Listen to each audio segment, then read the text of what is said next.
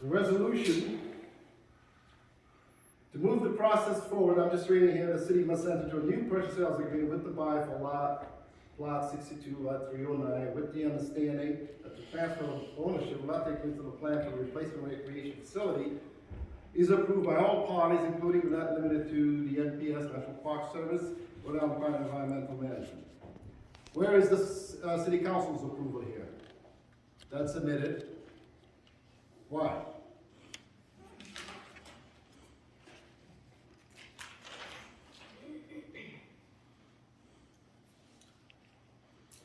Last paragraph.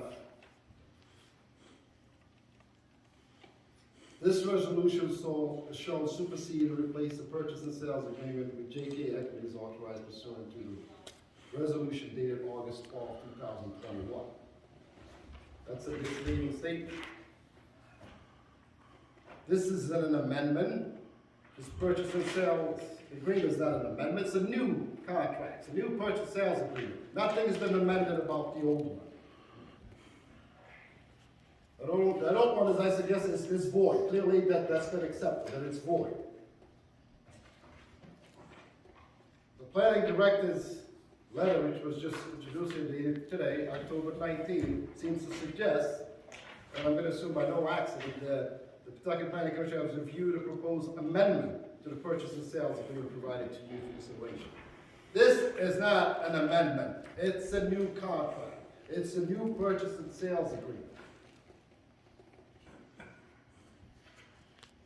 As I had suggested, the first purchase agreement on August 11, 2021 brought forth the vote that happened on October 5th for that purchase.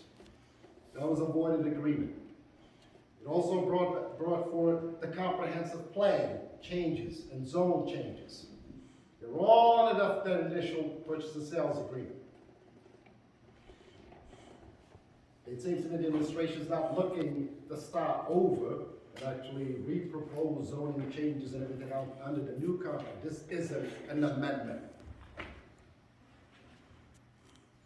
It clearly states new contract. Even the resolution says that. Right?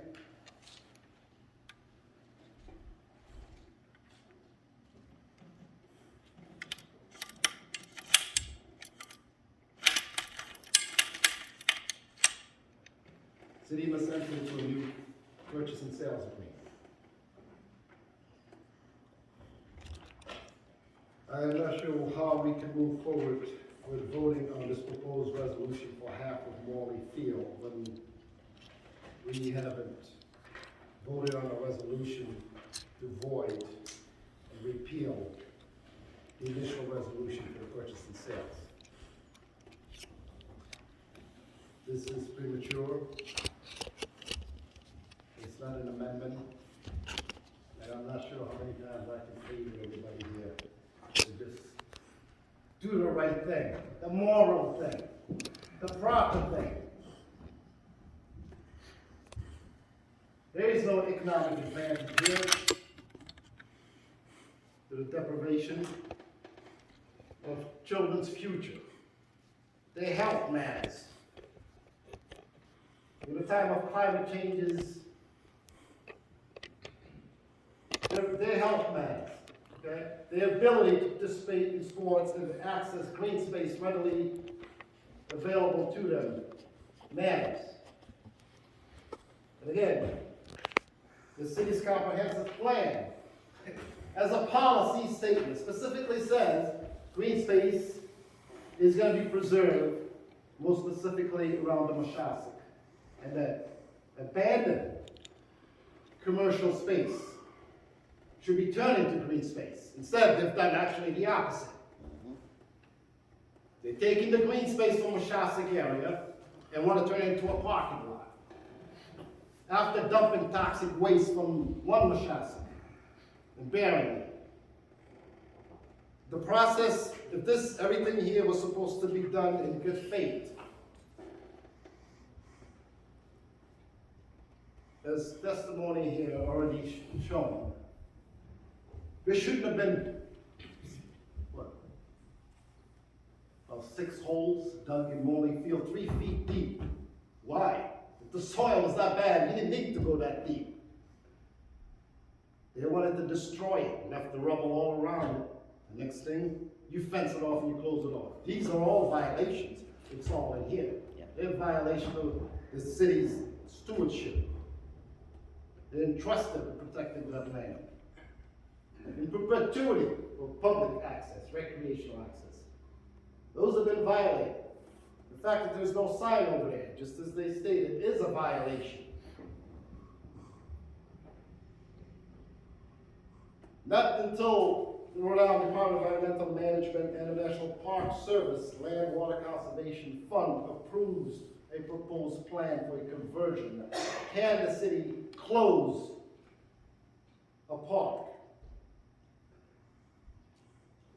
They wanted to ensure that Morley Field was not going to be open. Fencing it off, the Rhode Island Department of Environmental Management, again, didn't suggest that it be closed. Johnny, who's played there as a kid, coached there as an adult, has shown no signs there's anything wrong with Morley Field. But maybe when you dig 6 feet in your own backyard, you will come up with something, I'm sure. Permission to do those diggings, that deep to destroy the field, should not have happened.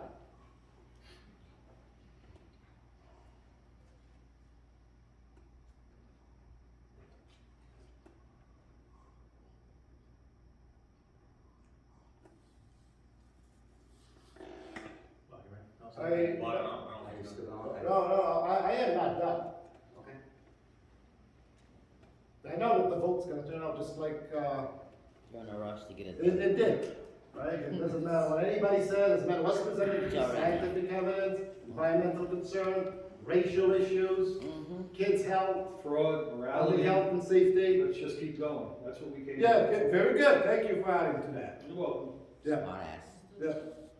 I'm not smart, I spoke, anyway. That's I enough. hope you mean what you That's enough. That is enough. I hope you mean what you We are having a conversation up with the council. Council Gregor, continue. Thank you. That's enough, that's enough. You pay attention.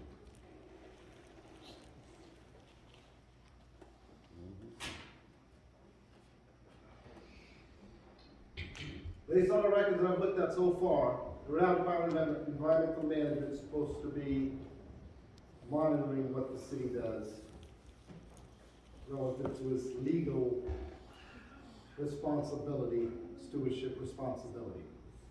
The last inspection at that site occurred in 1993. Nobody's come around here to do anything. So I blame the Rhode Island Department of Environmental Management as well for failure to properly monitor the city and ensuring that its stewardship, legal stewardship responsibility is maintained.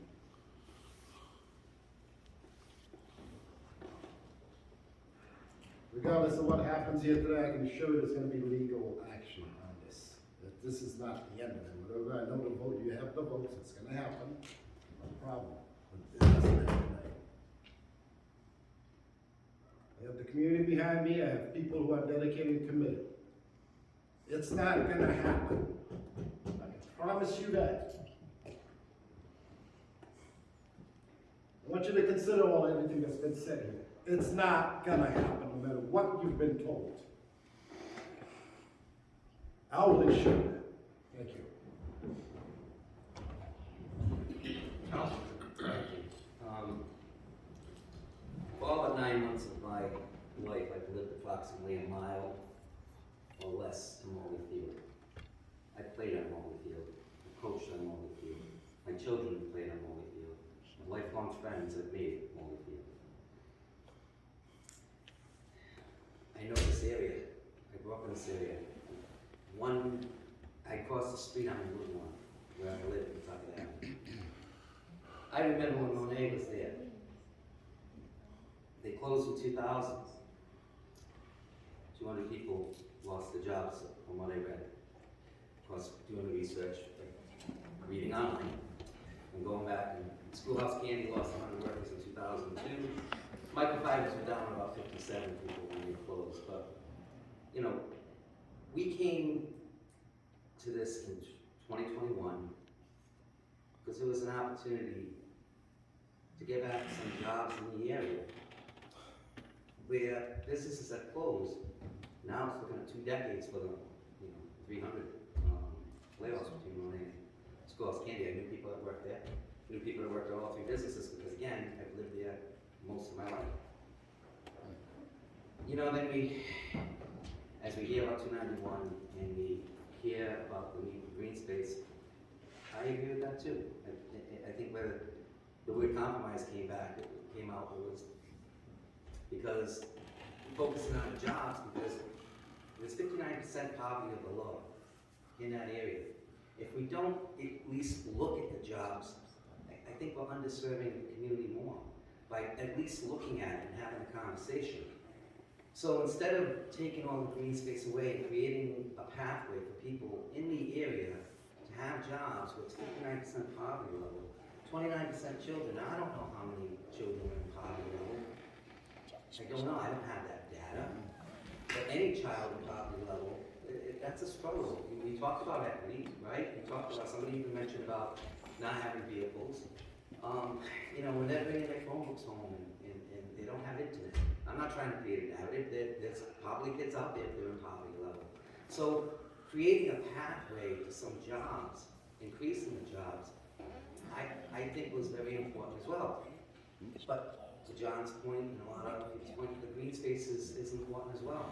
So by looking at 40% green space and 60% with them building the parking lot and remediating that area, that parking lot, it's going to create a pathway to double the initial jobs that would have been. It's not going to be nearly as many as it would have been if we did it all in Morley Field, but based on what I'm hearing from the residents, and I understand the green space is very important. Like I have a history there too.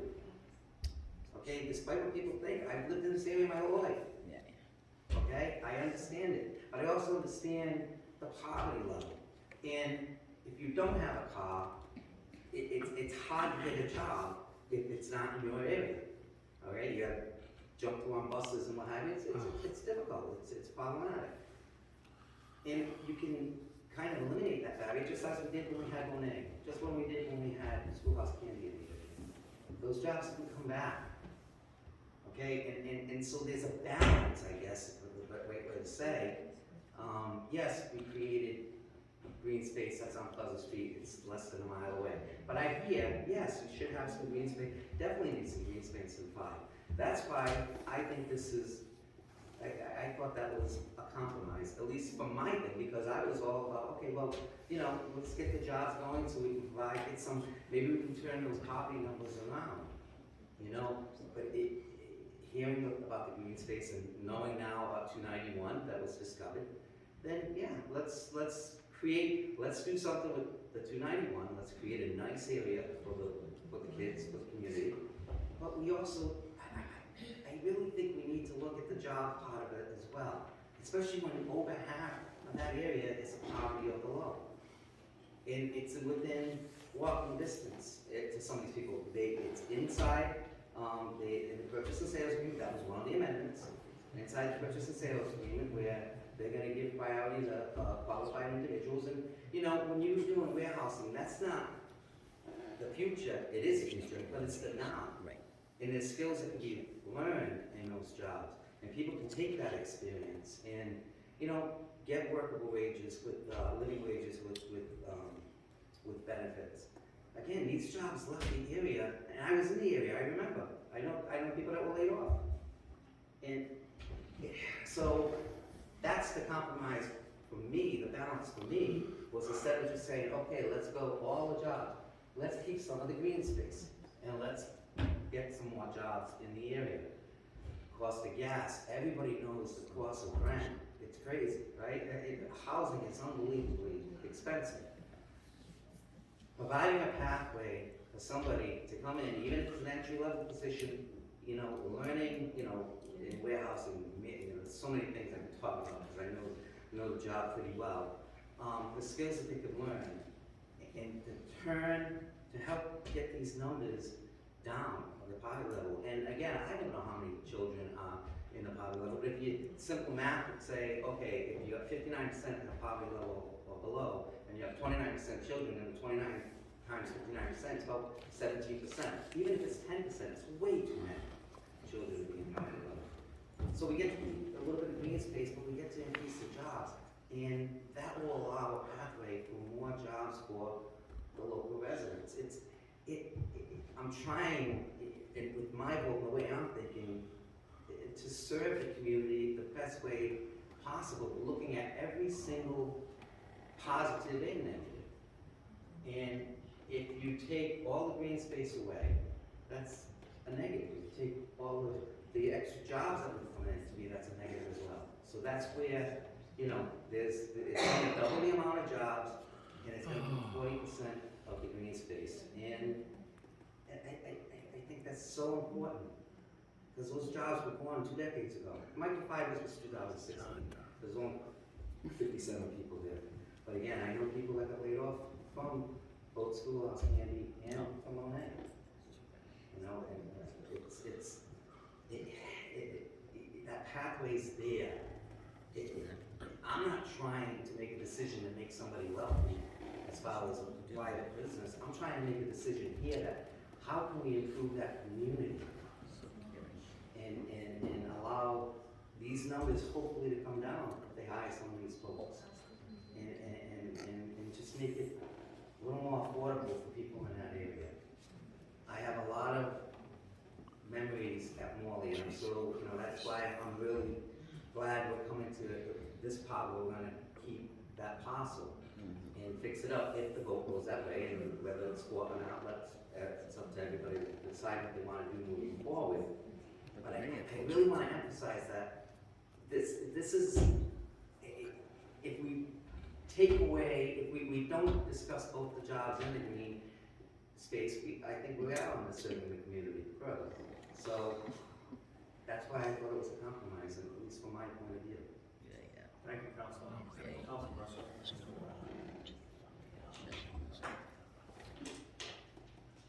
So, I listened to everything you said, Mr. Santos. I listened to everything Mr. Addison said. I first met Mr. Addison 48 years ago when I was playing Crusaders and he was coaching the Braves and at Darlington American. There's not one person in this city who knows better and is a bigger supporter of organized sports. I played every sport in the world. I've officiated, I've coached youth, I've coached high school. I played when there was such a thing as the Pawtucket Youth League. I played many games at Morley. I coached before the city built Alex. I coached in the soccer team.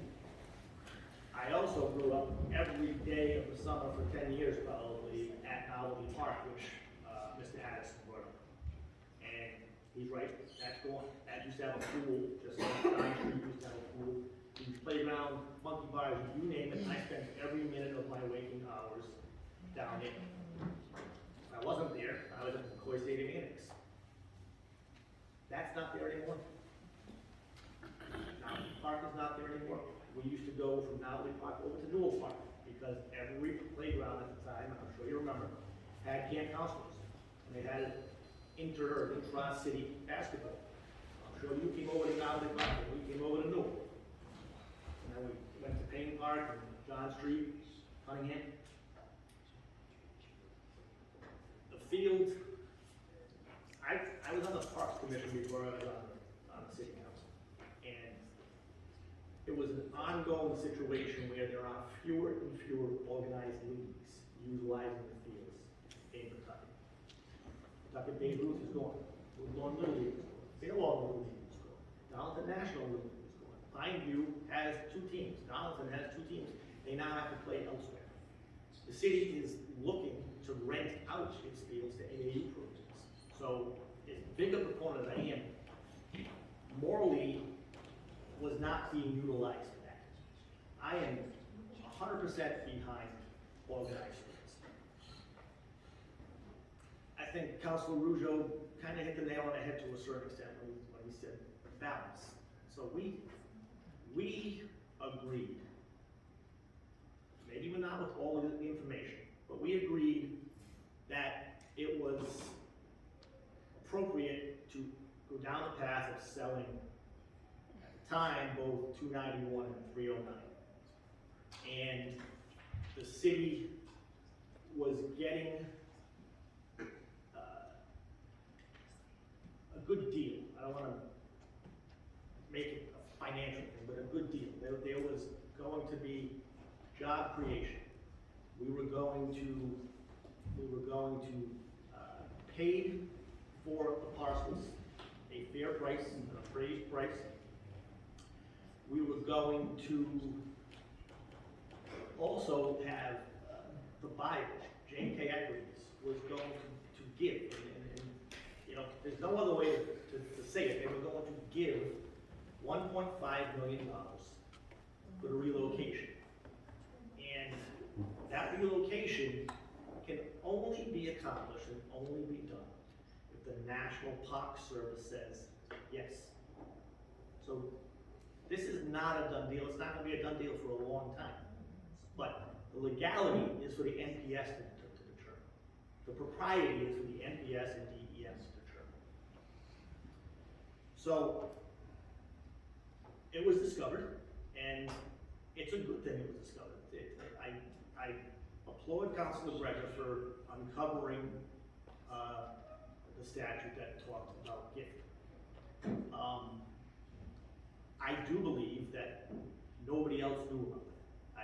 I firmly believe that is the case. I've come to understand that the town of South Kingstown is running into the same exact problem, because nobody there knew that the statute existed. And the title research company they used didn't know. It took this hitting the airwaves, so to speak, to alert them that they may have the same sort of problem, and indeed they do. So, I know it says currently, the understanding is that it is not going to. So, J&K, as a prospective buyer, does not want to enter into some prolonged hoop jumping contest to try to get 291 to be saleable. And we don't. You know, we made it very clear, council leadership made it very clear to the administration that we were not interested in going to the General Assembly, doing anything of that nature. So, we had agreed a year ago, a little over a year ago, to sell both parcels. It still is a good idea, in my opinion, balancing what Councilor Rougeau has said, to move forward with this. And the commitment of JK is to come up with the number of jobs, well in excess of 200 jobs, perhaps as many as 400 jobs. Committed to trying to attract as many Pawtucket residents to those jobs, and moreover, Woodlawn residents who might be able to walk to work. They're paying a lesser amount for the purchase, but they have committed to also still giving the $1.5 million. So it's a situation where the city is getting everything it intended to get when we were talking about both parcels, still. And J&K is getting 60% of what they bargained for, but they have still committed to the city the 1.5. And that is big. It also allows us to replace 3 acres with almost 10. Since 291 is precluded from being sold, I don't know if the right word is compromised, but the council leadership went to the administration to say, we do not want to sell off 309 and leave 291 on its own to fester. And honestly, it wasn't a tough sale. We met, we said, this is what we would like to see happen. They agreed. And I do think, I was the one who was quoted in the paper saying it's a win-win. I do think it's a win.